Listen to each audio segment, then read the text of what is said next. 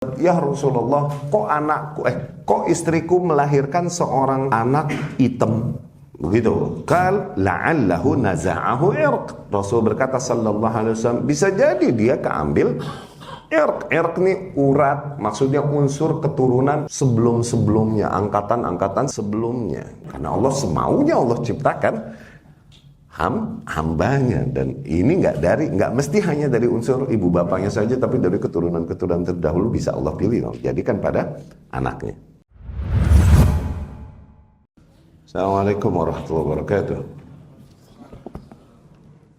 Bismillahirrahmanirrahim. Alhamdulillah wassalatu wassalamu ala Rasulillah wa ala alihi wa ashabihi wa man walah, amma ba'd. Ikhwati rahimakumullah, kita lanjutkan pembahasan kita dari kitab Jami'ul Ulum wal Hikam, Al-Hadits Ar-Rabi'. Tayyib. An Abi Abdurrahman Abdullah ibn Mas'ud radhiyallahu anhu. Diriwayatkan dari Abu Abdurrahman Abdullah ibn Mas'ud radhiyallahu ta'ala anhu, qal, ia berkata, haddatsana Rasulullah sallallahu alaihi wasallam wa huwa as-sadiqul masduq. Telah berkata kepada kami Rasulullah sallallahu alaihi wasallam, dan ia adalah seseorang yang jujur lagi sangat terpercaya. Qal, ia bersabda, inna ahadakum yujma' khalquhu fi batni ummihi 40 yawman nutfah. Sesungguhnya setiap kalian dikumpulkan penciptaannya di dalam perut ibunya selama 40 hari sebagai nutfah. Nutfah yani liquid, bentuk cairan, ya. Tsumma yakunu 'alaqah mithlu dzalik. Kemudian berubah dari cairan tersebut menjadi 'alaqah, menjadi segumpal darah. Mithlu dzalik, selama 40 hari juga. Tsumma yakun mudghah mithlu dzalik. Kemudian berubah menjadi sepotong daging, segumpal daging. Mithlu dzalik, sama seperti itu juga, yakni 40 hari juga, ya. 40 120 hari, ya. Tsumma yursal ilaihil malak. Kemudian barulah diutus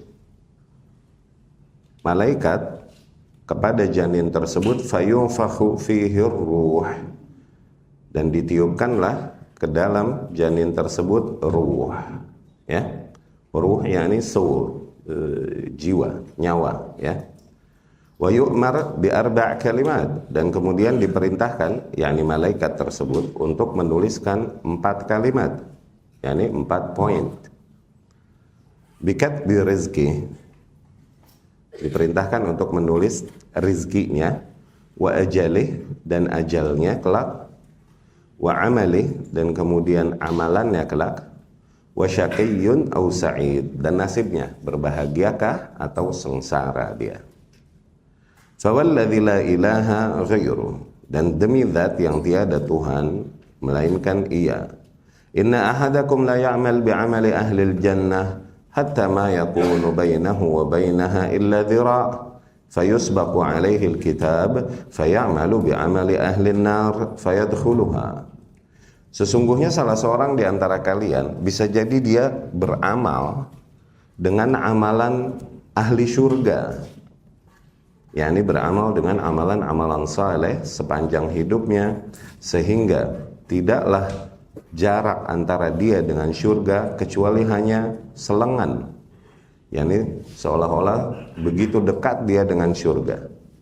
Namun telah tertuliskan ke atasnya, yakni telah dituliskan ke atasnya, ditakdirkan ke atasnya, faya'mal bi'amal ahlin nar, bahwa ia beramal, kemudian berubah amalannya, beramal menjadi mengamalkan amalan-amalan ahli neraka, fayadkhuluha, akhirnya dia mati dan masuk ke dalam neraka. Sebaliknya, wa inna ahadakum la ya'mal bi'amal ahli nar, bisa jadi salah seorang di antara kalian ia beramal dengan amalan ahli neraka, hatta ma yakunu bainahu wa bainaha illa dhira', sehingga jarak antaranya dengan neraka hanyalah selengan. Fayasbiqu alaihil kitab, namun telah didahului oleh tulisan tangannya, yakni telah ditakdirkan ke atasnya. Fayamalu bi'amali ahlil jannah, dia berubah menjadi lebih mengamalkan amalan-amalan ahli syurga, yakni di akhir hidupnya. Fayadkhuluha, maka ia pun masuk syurga. Rawahul Bukhari wa Muslim, diriwayatkan Imam Bukhari dan Muslim rahimahumullah. Tayyib. Hadis ini hadis yang agung, hadis yang berbicara tentang i'jaz nabawi, ya, di antara bentuk i'jaz nabawi, sisi mukjizat, yang datang dari Nabi Shallallahu Alaihi Wasallam, di mana beliau membawakan nilai-nilai ilmiah yang sains dahulu belum sampai situ. Gitu. Di antaranya proses creation, human creation, proses tahap penciptaan manusia dengan detail, bahkan waktunya dijelaskan. Yang dulu sains belum sampai situ, ya. Sementara Nabi Shallallahu Alaihi Wasallam adalah seseorang yang buta, yakni tidak bisa baca, tidak bisa nulis, tidak ada jawaban lain, melainkan di mana Rasul Shallallahu Alaihi Wasallam mendapatkan semua informasi itu dari wahyu, ya, nggak ada jawaban lain, ya.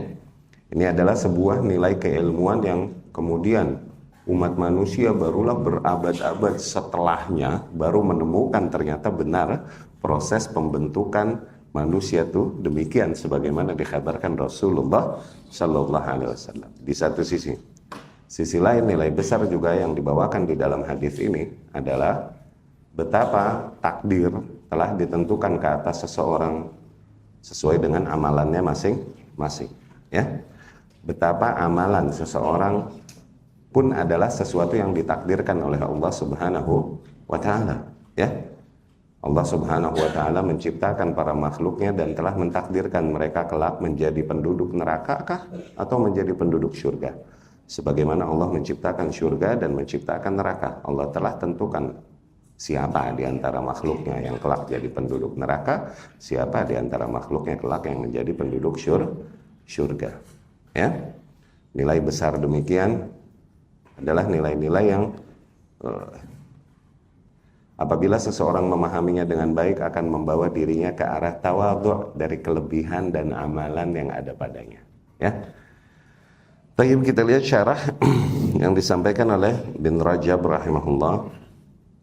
Hadzal hadits muttafaq ala sihhatihi wa talaqqathu al-ummah bil qabul.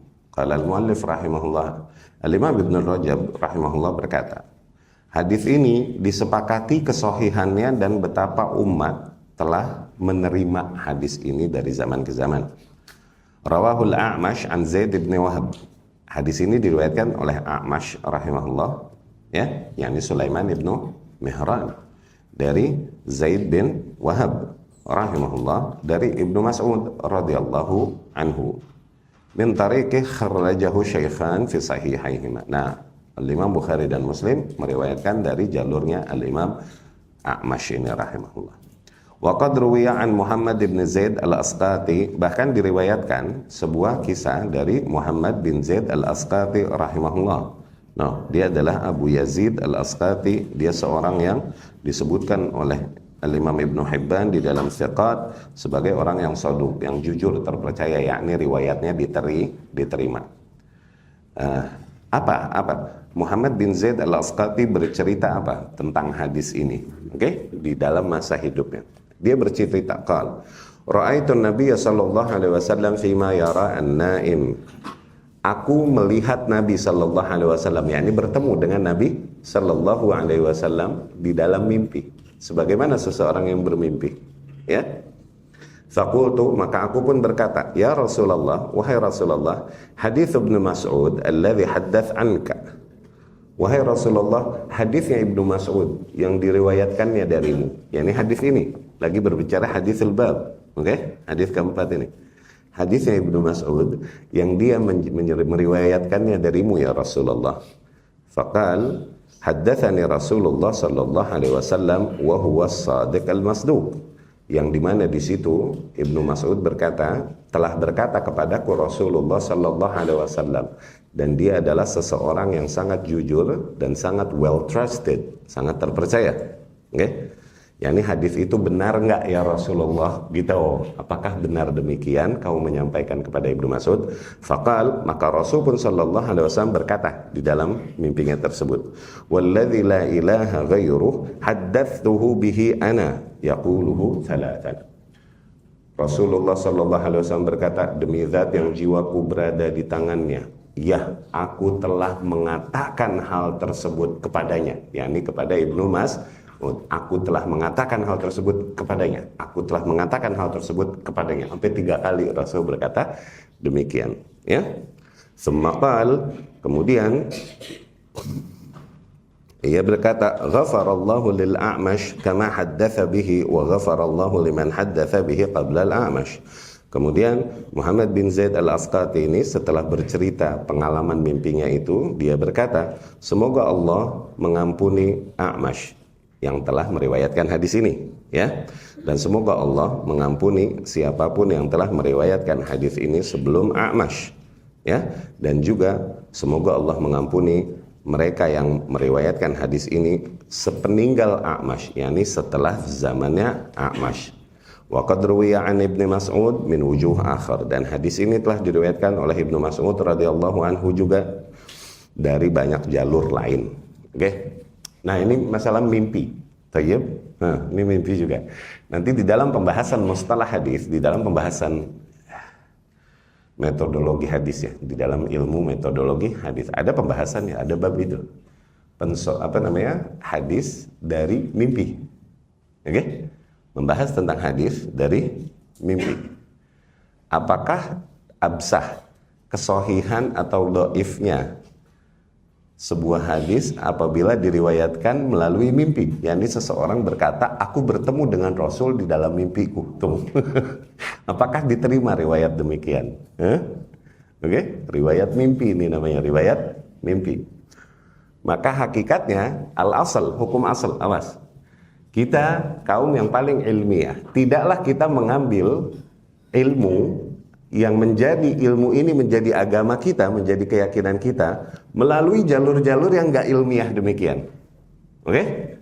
Jalur-jalur yang sifatnya hanya pengakuan-pengakuan, gak bisa ditegaskan dengan bukti ilmiah.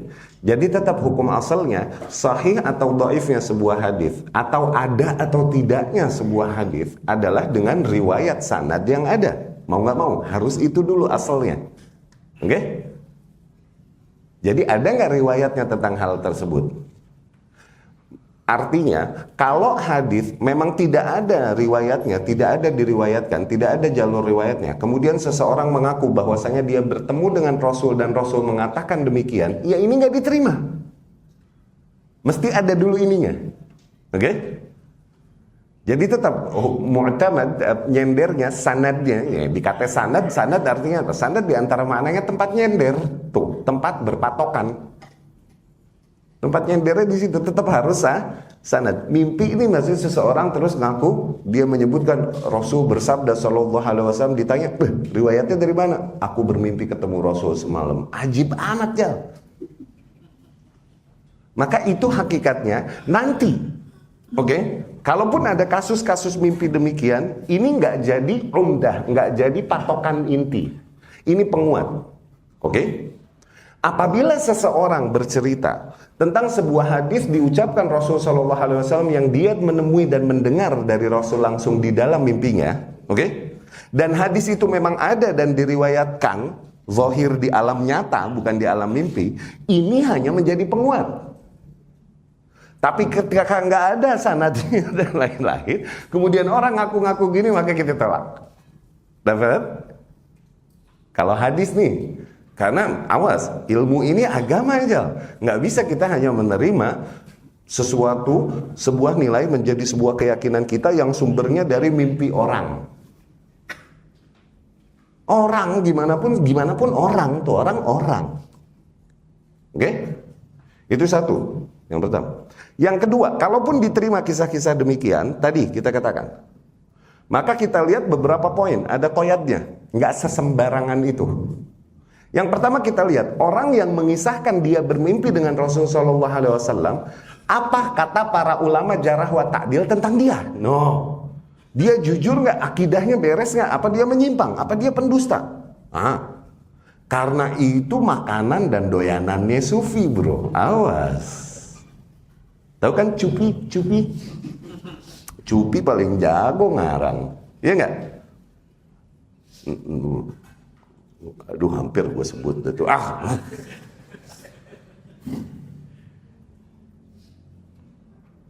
Orang kata ada Cupino mampir ke Madinah, bertemu dengan kuburan Rasul sallallahu alaihi wasallam di situ.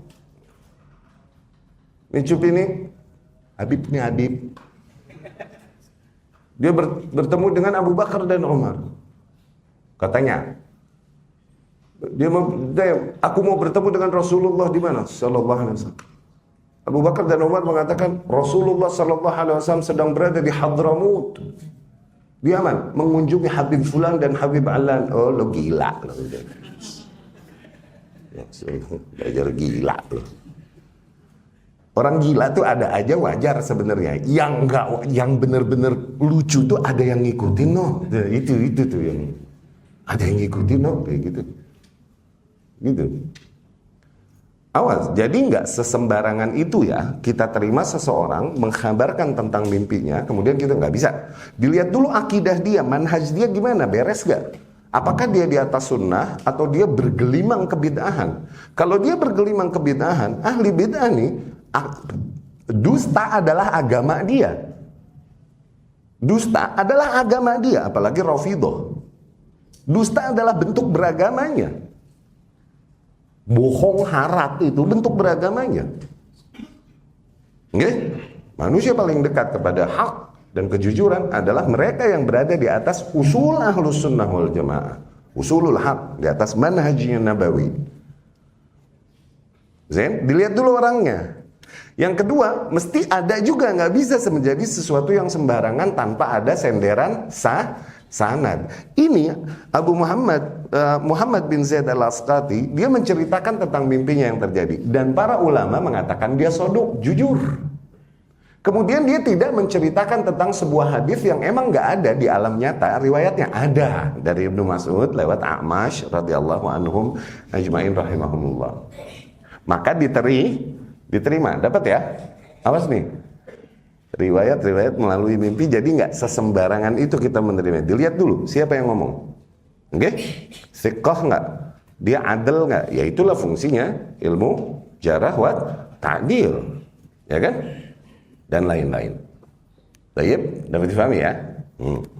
Jadi kita Al-Imam rahimahullah meriwayatkan kisah demikian bukan lagi bilang bahwasanya karena ada sebagian dakwah ya, seruan dari para ahli bid'ah tentang hadis-hadis yang dibawakan oleh pentolan-pentolannya, oleh pemuka-pemukanya yang diriwayatkan oleh mereka langsung dari Rasulullah sallallahu alaihi wasallam melalui mimpi. Ya Allah. Tidaklah Al-Imam Ibnu Rajab menceritakan, meriwayatkan kisah demikian lagi membenarkan gaya itu, bukan. Awas, di Ahlus Sunnah beda cerita itu, ya. Dapat ya? Dapat difahami ya? Zain. Semua ya, akhi. Semua hal selalu kita lihat sebuah pernyataan dan lain-lain, sebuah ungkapan, sebuah kesimpulan. Sebelum kita menghitung kesimpulan itu benar atau salah, sebelum kita menghitung kesimpulan itu tepat atau keliru, yang pertama kali kita lihat siapa yang ngomong. Selalu begitu, Ahlus Sunnah selalu begitu. Mau itu perkara usul, mau itu perkara ijtihadiyah, dilihat dulu orang yang ngomong, manhajnya ngaco gak? Karena kalau dia emang usulnya di atas Ahlus Sunnah, kemudian dia sampai kepada kesimpulan yang keliru, kita punya satu konsep untuk menyikapinya. Tapi dia sampai kepada kesimpulan yang keliru, tapi berangkatnya dari usulnya adalah usul ahli bid'ah, konsep untuk menyikapinya beda lagi nih. Tuh. Oke? Jadi selalu dilihat sebelah situnya. Ya? Lihat bagaimana manhaj orang yang mengatakan hal tersebut. Selalu dalam setiap kasus. Demikian ruqyah syar'i nggak? Syar'i. Nah, bagaimana ruqyahnya si fulan dan si fulan? Lihat, oke? Dia bangsa doyan bid'ah nggak? Gitu kan? Ruqyahnya mah syar'i. Cuman amalan ruqyah adalah amalan yang dilakukan juga oleh ahli bid'ah. Maka apakah kita benarkan semua praktek ruqyah? Nah, gimana cara bedainnya? Dia ahlus sunnah bukan nih pelakunya. Lihat manhajnya kayak apa, dakwahnya apa. Dia negesin tauhid nggak, ngingkarin syirik nggak? Dia negesin sunnah nggak, ngingkarin bid'ah nggak? Atau justru dia berada di dalam kesyirikan dan kebid'ahan? Tuh. Kalaupun dia melakukan ruqyah, kita bilang ruqyahnya salah dan itu ruqyah bid'i, ruqyah yang bid'ah. Selalu begitu, selalu begitu. Ya, demikian kacamatanya mereka yang berada di atas usulul haq. Kita punya barometer sendiri di dalam menilai segala hal. Kita punya barometer sendiri, itu kacamata kita dalam menilai sesuatu.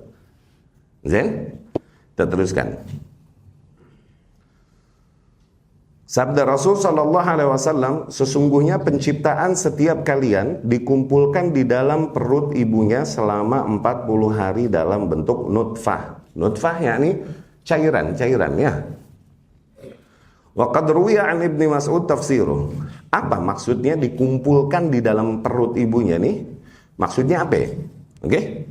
Nah, ini ditafsirkan juga, dijelaskan oleh Ibnu Mas'ud sendiri radhiyallahu anhu, diriwayatkan Imam A'mash rahimahullah dari Khaythamah dari Ibnu Mas'ud. Ibnu Mas'ud berkata radhiyallahu anhu, "Inna nutfah idza waqa'at fir rahim tarat fi kulli sya'rah wa dhafar." Sesungguhnya air mani apabila udah sampai ke dalam rahim, maka air mani tersebut akan menyebar di setiap rambut dan kuku, yakni di setiap anggota tubuh wanita. Nyebar dulu dia. Oke? Fatamkuthu arba'ina yauman. Kemudian dia menetap di bagian-bagian tubuh wanita tersebut selama 40 hari. Tsumma tanhadiru fir rahim. Kemudian mani tersebut kembali lagi dia datang ke rahim wanita tersebut, berkumpul, fatakunu alaqah, berubah. Tadinya apa?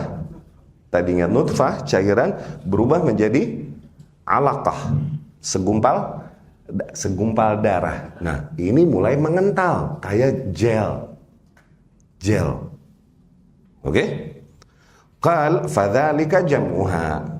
Ibnu Mas'ud berkata, itu maksudnya dikumpulkannya penciptaan kalian tuh begitu. Tuh, jadi mani masuk ke rahim wanita, nyebar dulu ke seluruh anggota tubuh wanita, bahkan pada setiap rambut dan kukunya, dan kemudian 40 hari di situ. Setelah 40 hari balik lagi ke rahim dan menyatu tuh gitu. Proses yang demikian.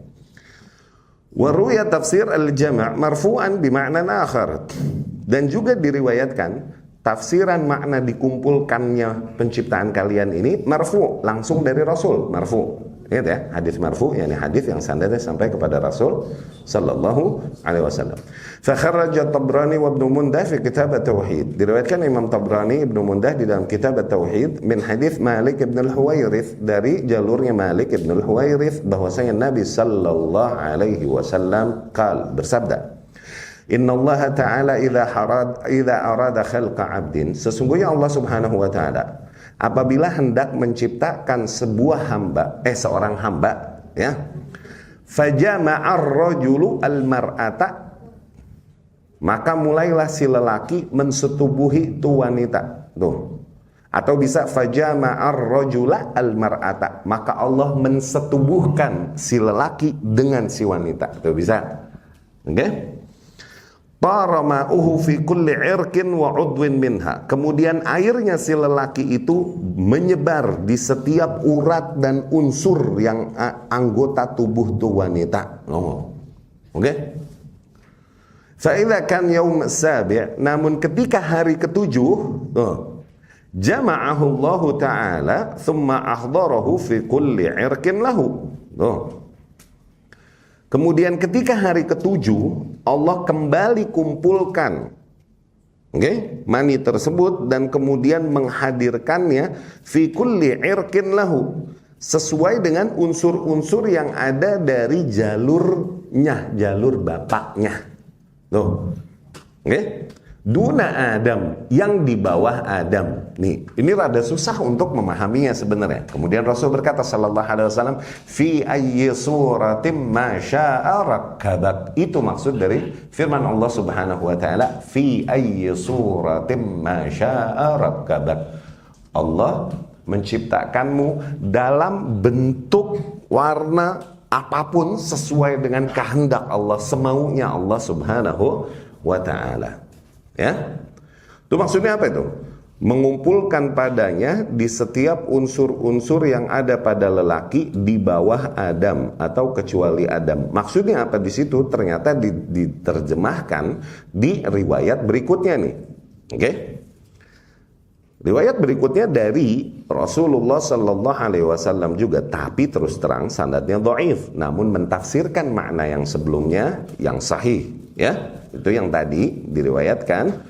Isnaduhu muttasil, sanadnya bersambung, masyhur, dan kemudian banyak yang meriwayatkannya dari rasamnya Abi Isa wa Nasa'i wa ghairihima. Oke? Dan dia sahih.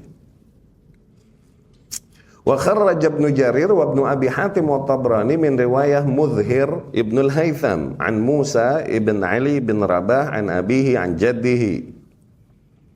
Diriwayatkan Ibnu Jarir dan Ibnu Abi Hatim dan Tabrani dari riwayatnya Mudhhir Ibnu Al-Haytham dari Musa bin Ali bin Rabah dari ayahnya, dari kakeknya, anna Nabiyya sallallahu alaihi wasallam qala li jaddih, bahwasanya suatu hari Nabi berkata kepada kakeknya, ya fulan ma walad lak, atau ma wulid lak, wahai fulan, apa yang dilahirkan bagimu? Oke? yakni ngelahirin cewek apa cowok, maksudnya begitu ya. Qal, ia pun berkata, ya Rasulullah, wa ma'asa ayyuladali imma gulam wa imma jariyah. Ya Rasulullah, emang mau apa lagi yang dilahirkanku untukku? Kalau enggak bayi lelaki, ya bayi wanita. Iya kan? Emang ada pilihan lain gitu. Oke? Qal, faman yushbih. Kemudian Rasul berkata, mirip siapa? Qala jadduh asa ayyushbih ummah wa abah. Kata kakeknya, semoga anak itu kelak mirip ibu atau ayahnya. Mirip ibu atau ayahnya. Ini yang ditanya kakeknya nih sama Rasul sallallahu alaihi wasallam. Faqala Nabi sallallahu alaihi wasallam. Maka Nabi pun sallallahu alaihi wasallam berkata, la yaqulanna ahadukum kadza. Inna nutfah idza istaqarrat fil rahim akhbaraha Allahu kulla nasab bainaha wa baina Adam. Tuh maksudnya penjelasannya. Jangan kalian berkata demikian, semoga mirip bapaknya, semoga mirip ibunya. Jangan. Karena setiap nutfah, yakni mani, ketika telah berada di rahim, Allah pun mengumpulkan seluruh nasab yang ada antara dia, antara mani tersebut, antara janin tersebut dengan Adam alaihi salam. Tuh melewati berapa generasi manusia, Allah kumpulkan semuanya. Tuh antara dia dengan Adam. Maksudnya apa? Unsur-unsur yang ada di keturunan-keturunannya Allah subhanahu wa ta'ala ambil semaunya. Ama qara'ta hadhil ayah, tidakkah kau membaca ayat ini? Fi ayyi suratim masya'a rakkabak. Allah akan membentuknya sesuai dengan bentuk gimana pun yang Allah mau. Ya, membentukmu dengan sesuai dengan bentuk seperti apapun yang Allah kehendaki. Tuh. Nah, qal, Nabi berkata, syakkalak, rakkabak, yakni syakkalak, yakni membentukmu, mensyakalmu, membentukmu. Ya, wa hadza isnad dhaif, tapi sanad ini terus terang dhaif. Nah, kenapa? Karena Mudhhir Ibn Al-Haytham ini dhaif jiddan, dia terkenal dengan lemahnya hadis. Dan Imam Bukhari berkata, huwa hadis lam yasih, hadis ini hadis yang tidak sahih. Wa dzakar bi isnadih an Musa bin Ali an Abi. Nah, tapi hadis ini mentafsirkan makna riwayat yang sebelumnya tadi.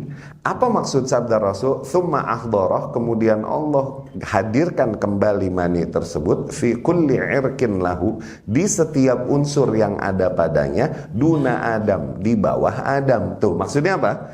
Maksudnya tadi semua unsur keturunan-keturunannya sampai kepada Adam alaihissalam Allah hadirkan dan Allah jadikan padanya anak yang baru lahir. Jadi bisa jadi nih anak nggak mirip bapaknya, nggak mirip ibunya, bisa jadi. Oke? Karena ada di antara keturunan-keturunannya ternyata yang sama. Misalnya bapaknya putih, ibunya putih. Taunya anaknya gelap nih. Ini kan hitam. Nah ini kenapa? Rasul berkata naza'ahu irq. Bisa jadi dia diambil atau ditarik atau terkena warna irq, warna unsur orang-orang terdahulu dari keturunannya gitu ya. Ada nih di hadis lain. Yashhad li hadzal ma'na qaulun Nabi sallallahu alaihi wasallam, yang menguatkan makna ini sabda Nabi sallallahu alaihi wasallam lilladzi qala lahu, ketika seseorang berkata kepada Nabi, waladat imraati ghulaman aswad, ya Rasulullah, kok istriku melahirkan seorang anak hitam begitu. Qal la'allahu naza'ahu irq. Rasul berkata sallallahu alaihi wasallam, bisa jadi dia keambil irq ini urat, maksudnya unsur keturunan sebelum-sebelumnya, angkatan-angkatan sebelumnya gitu. Ya, karena Allah semaunya Allah ciptakan hambanya, dan ini nggak mesti hanya dari unsur ibu bapaknya saja, tapi dari keturunan-keturunan terdahulu bisa Allah pilih, jadikan pada anaknya. Ya, bapaknya putih, emaknya putih, taunya anaknya ungu. Serah Rob yang bikin, ngapa lo emang ngatur-ngatur? Lah kok anaknya warna kecap? Dia nih katanya nih. Lah, begitu kasusnya Usama bin Zaid bin Harithah, Usama bin Zaid bin Harithah radhiyallahu anhu. Iya kan? Zaid bin Harithah putih, ibunya putih, Usama lahir hitam. Diledekin sama sahib-sahibnya, anak orang. Sampai ngadu sama Rasul sallallahu alaihi wasallam, kesel. Oke, diragukanlah Usama keturunan Zaid. Yauminal ayam, satu hari Usama sama Zaid, ini bapak sama anak, lagi tiduran di masjid dan kakinya nempel. Oke? Terus ada qaif lewat. Qaif ini dukun zaman dulu yang baca garis kaki dan bentuk kaki. Jadi dulu ada di antara pernikahan tradisi jahiliyah, oke? Ini pernikahan yang nggak sah, sehingga nggak jelas keturunannya, sehingga nggak jelas ketika nih wanita lahir bapaknya siapa. Karena seorang wanita bisa jadi dihadiri banyak pria.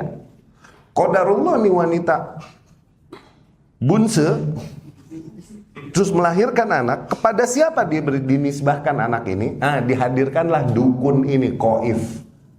Oke? Yang punya skill ini, dan skill ini ilmiah dibenarkan oleh syariat.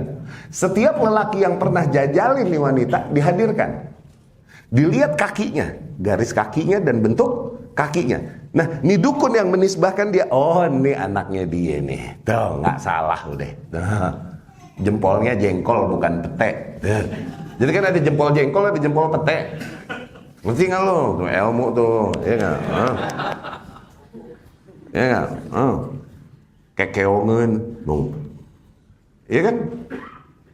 Itu ada namanya qaif. Satu hari ada qaif lewat, dan Usama sama Zaid lagi tiduran dan kakinya mirip, berdekatan. Qaif secara refleks dia berkata, ma ashbahar rijlan ba'dhuha bi ba'd. Betapa kaki ini sangat serupa satu sama lain. Berarti ini kesaksian dari ahlinya bahwa ini emang turunannya. Rasul pun mendengar itu sallallahu alaihi wasallam. Rasul yang senang sallallahu alaihi wasallam, Rasul yang excited, yang senang. Akhirnya dia lari kepada Aisyah radhiyallahu anha dan dia berkata, ya Aisyah, ama sami'ti ma qalahu al-qaif? Wahai Aisyah, tidakkah kau dengar apa yang dilakukan yang dikatakan qaif tadi? Begitu. Ya. Jadi nggak mesti warnanya sama sama ibu atau sama bapaknya. Karena keturunannya banyak. Allah kumpulkan dari keturunan antara dia sampai ke Adam alaihis salam, dan Allah bentuk dia sesuai dengan bentuk warna yang Allah mau, yang Allah kehendaki. Zain la'allahu naza'ahu irq. Bisa jadi dia terkena unsurnya. Oke?